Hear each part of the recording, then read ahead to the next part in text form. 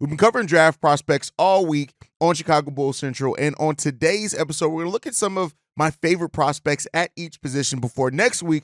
We're going to look at some of the sleepers and players that I have not covered yet at each position as well. Plus, we're going to talk about why the Wes Unseld Jr. hire may be more important than what some people realize. We're going to get into all that and more right after this. You are now tuned in to Chicago Bulls Central, your number one place for all Chicago Bulls news and content.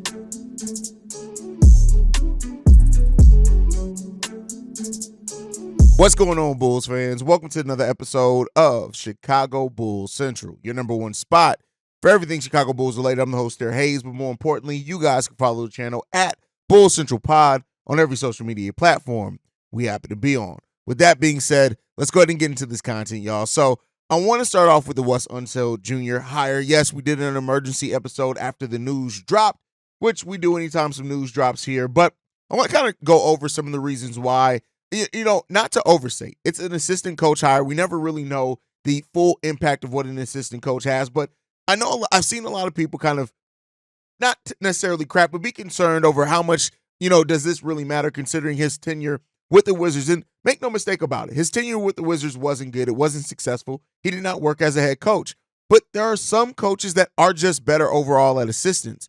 When you look at his 16-year career as an assistant head coach, some of the things that have really stood out as far as the things that he's done well. Development. I've talked about it on the emergency episode. Jamal Murray, Nikola Jokic, and Michael Porter Jr. all really talk glowingly about how important Wes Unseld Jr. was in their development as players. Now, I don't think an assistant coach is going to turn a turd into a diamond, so to say, but I do think that he can help polish out player skills, things like that. And that is a lot of what the coaches do. Help, watch tape, help players work on their game. When you add that to our player development department, that's definitely a big part in that as well. So that's a huge thing that he brings, right? The development piece of it.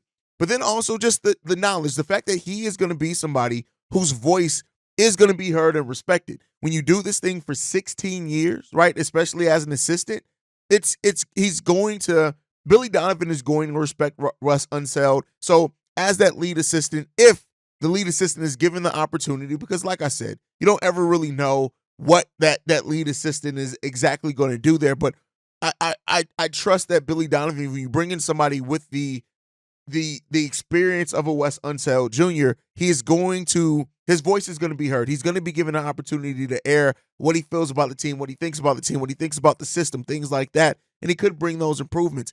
He worked under Mike Malone for a lot of years as well. And while Mike Malone is a coach that very much the Denver Nuggets have, much like their players with Jamal Murray, have stuck it out with, when there were some times where people thought that the Nuggets should move on from Mike Malone, right? So, Wes Unseld Jr. is going to come in. He's going to bring knowledge, kind of a different way of doing things as well. And Wes Unseld Jr. was a former lead scout. So, if that helps as well, he can be part of this draft process with the Chicago Bulls. Yeah, they should already be really deep into their draft prospect. Scouting, they should be extremely deep into that. But to have a kind of new set of eyes come in there towards the end and say, hey, yeah, I agree with this thing, or hey, maybe you guys missed that. That can go a long way as well. So, that's things that I look at it for. His tenure as a head coach wasn't good. I would never try to paint that at any light other than what it was, because it was not good. There's some serious concerns there, but I think overall there's still a lot of things that are positive about a Wes Unseld Jr. in a assistant role specifically. And I also think, and look at this, his experience with Arturas Karnisovas. He also coached Nikola Vucevic between 2012 and 15 as well.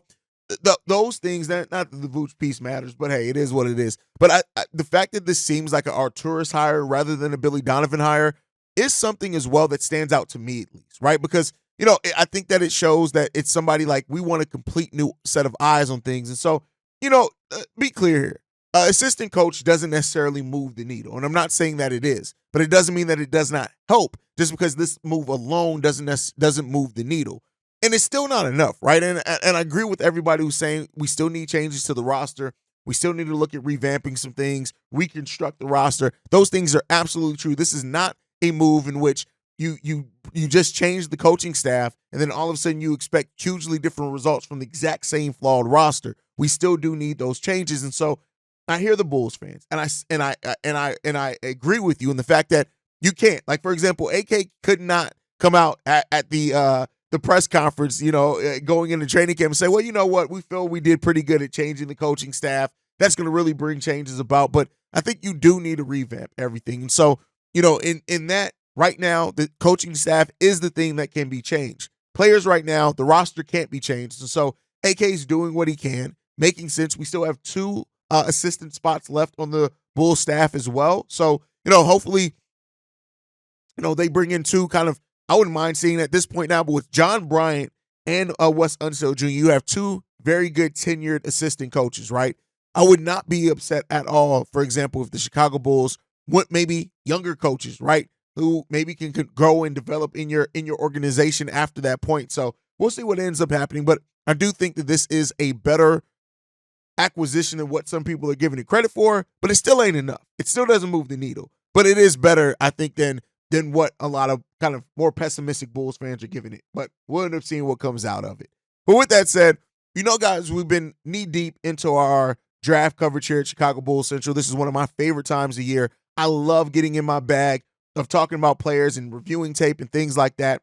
And starting on Monday, I will be looking at some players that I guess I'll label them as sleepers or underrated players that I haven't looked at so far into this draft.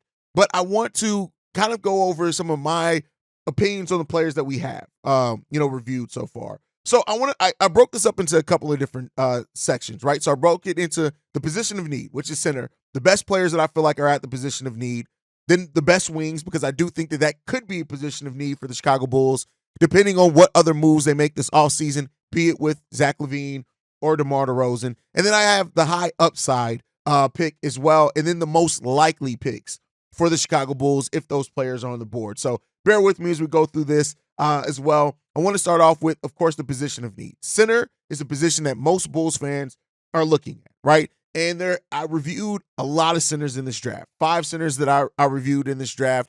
I talked about Zach Edey and why I don't, believe in Zach Edey. And please, don't talk to me about the three-point shooting that Zach Edey did in a gym with nobody guarding him. Do people not remember that Andre Drummond won the team's three-point shooting contest? Like, it does not matter if it's in a gym with no competition, no defense, no nothing like that. But so looking at the players that I have here that I have narrowed in as my favorite and what I feel is the best, people are going to disagree. And of course, Alexander Sarr would be on this list if the Bulls picked higher. They don't. So his name is not going to be on the list, but he would be the best prospect at center for me if the Bulls had a top 3 pick, for example.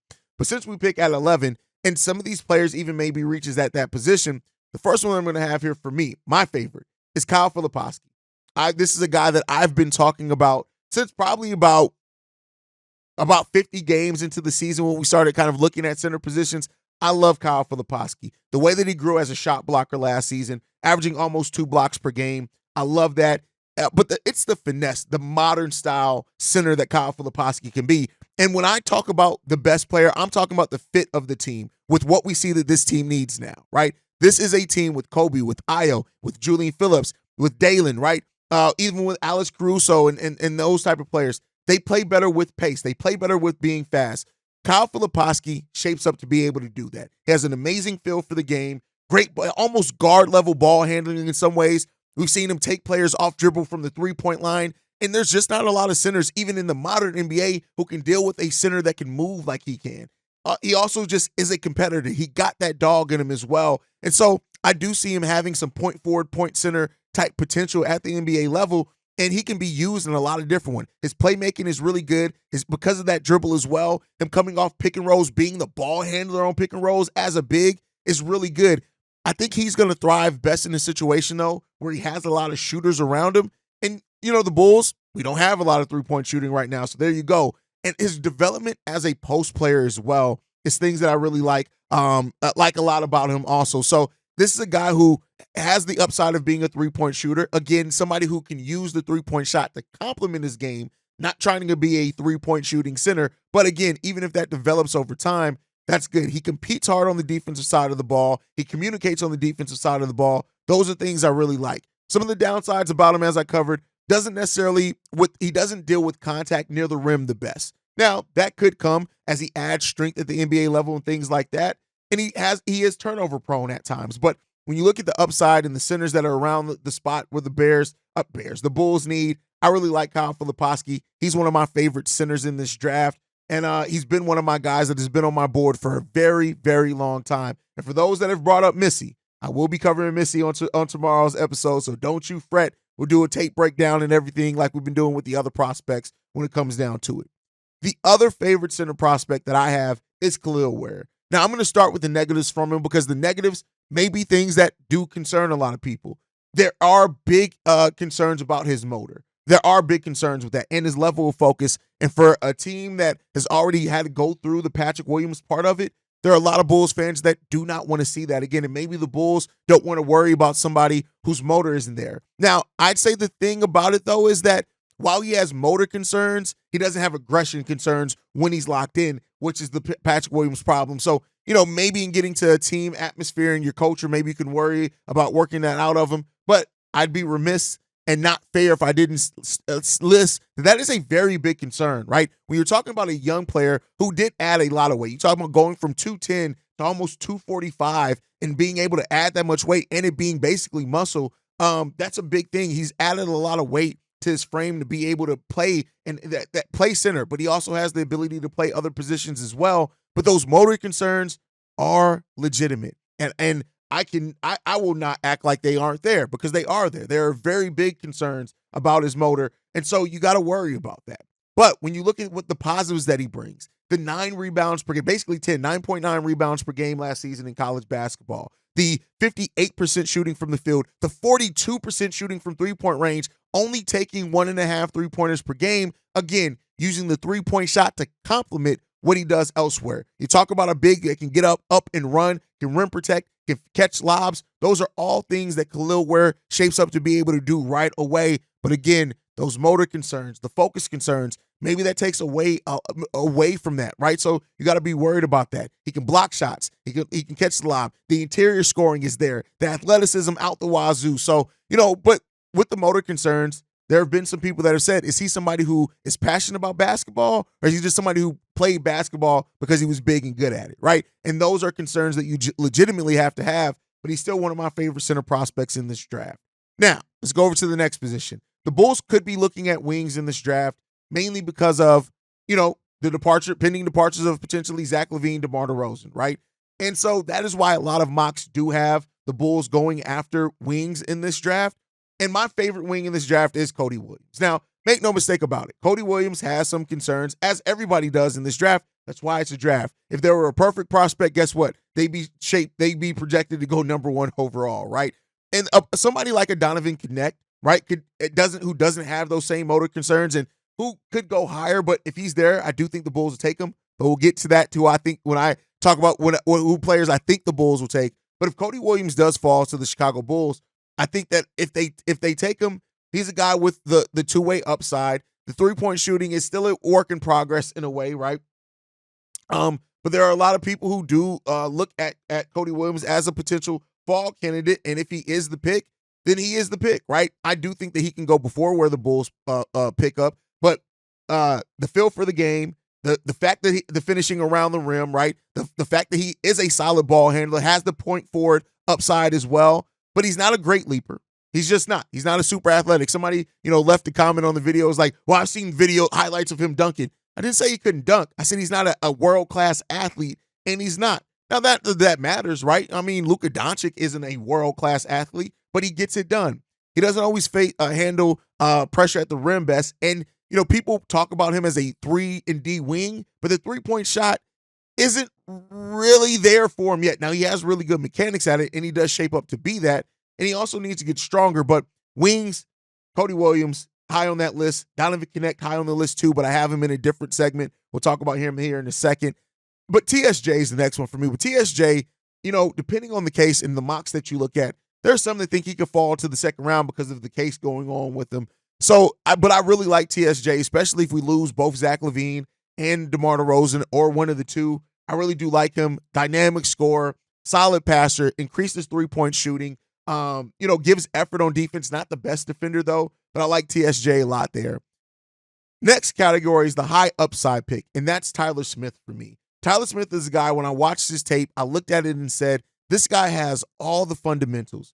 He can be a multi-positional scorer. Defender, one of those guys who can guard multiple positions, but he still hasn't been that level of defender consistently to where you feel comfortable just saying that he's going to be that. The weak side defense is there for him. You can't deny that. The three-point shooting, that's probably going to be one of his best attributes right away is that three-point shooting. He's raw, though. Extremely, extremely raw. He can space the floor. He can get out and run in transition. He can score on face-ups. He like I said, in pick and rolls in a two-man game, he has tons of potential to do that and be a multi-positional defender. But those defensive things haven't really been there for him yet. He's been a non-factor on defense largely, and why he has the makeup that you typically look at with being 6'11" and the 7'1" wingspan, you typically look at that as being somebody who can guard 3-4 positions, but he just hasn't been able to do that yet, right? So that's under the concerns that the Bulls are going to go high upside. Like I said before, I would not be surprised if Tyler Smith ends up being one of the best players to come out of this draft.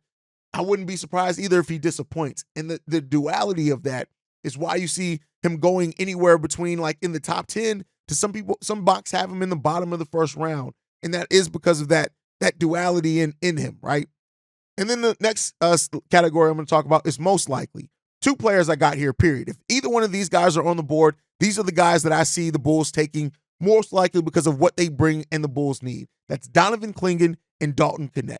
These two guys are the guys that I see the most likely being drafted by the Chicago Bulls just because if they're there, Dalton Knecht brings everything you need offensively while giving enough effort defensively that, yeah, he may never be a lockdown defender, but again, movement off ball, which is something the Bulls need. Pull-up shooting, what the Bulls need. He makes big shots in the clutch on top of that.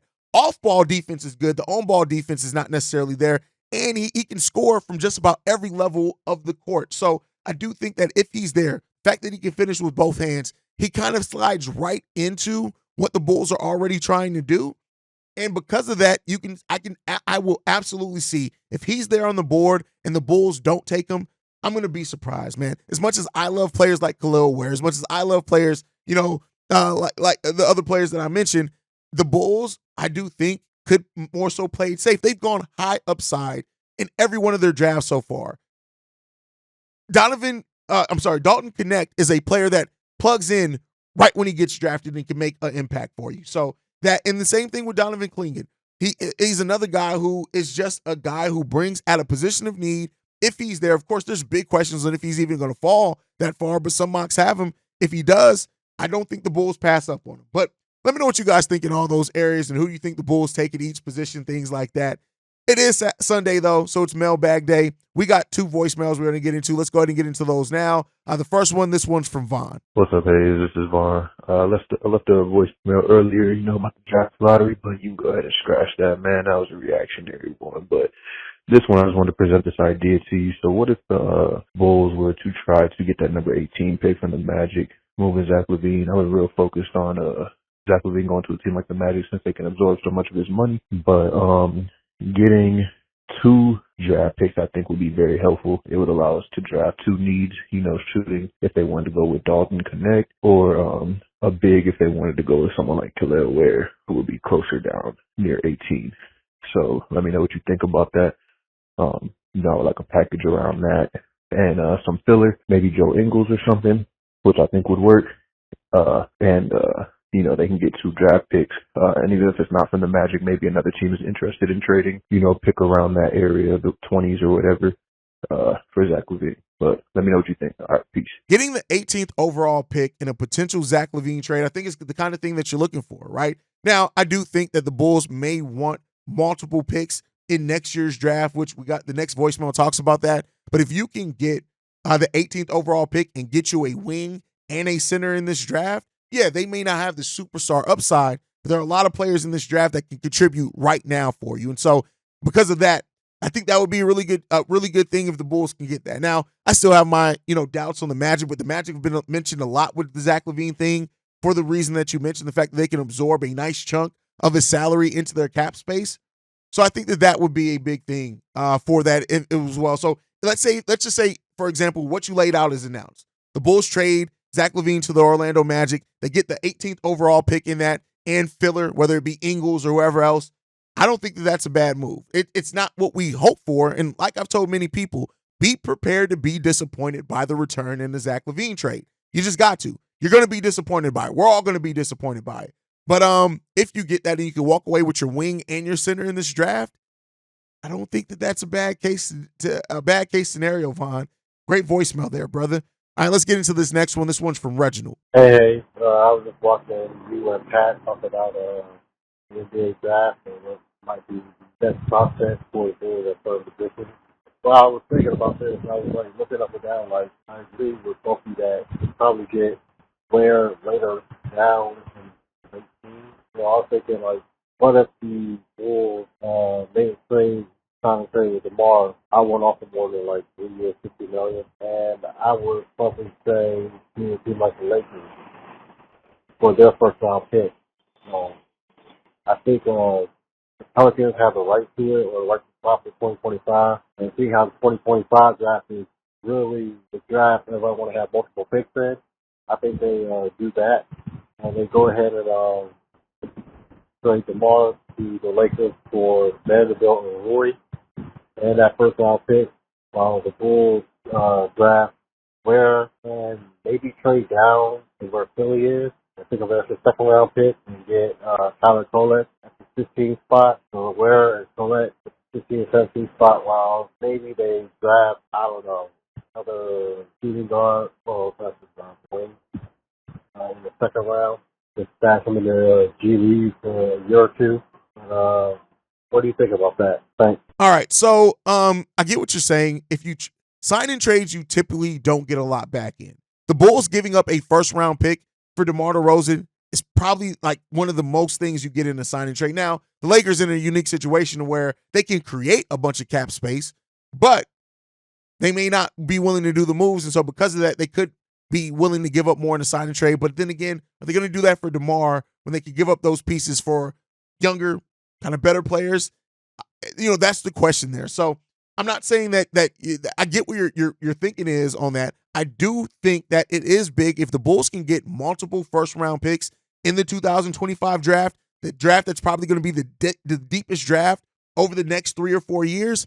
That is a big thing for me. And I do think if the Bulls can walk away in that 2025 draft, somehow keeping their own pick and picking up an additional one, that's really big. I don't know if that comes via the Lakers, but I do think that would be big if they're able to do that.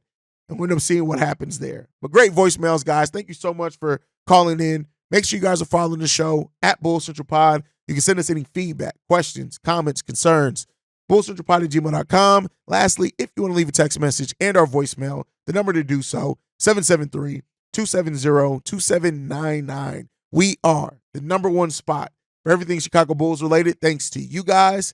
And like I like to end every episode on, go Bulls. Love you guys. See red if you can, y'all. Peace. This has been a presentation of the Break Media.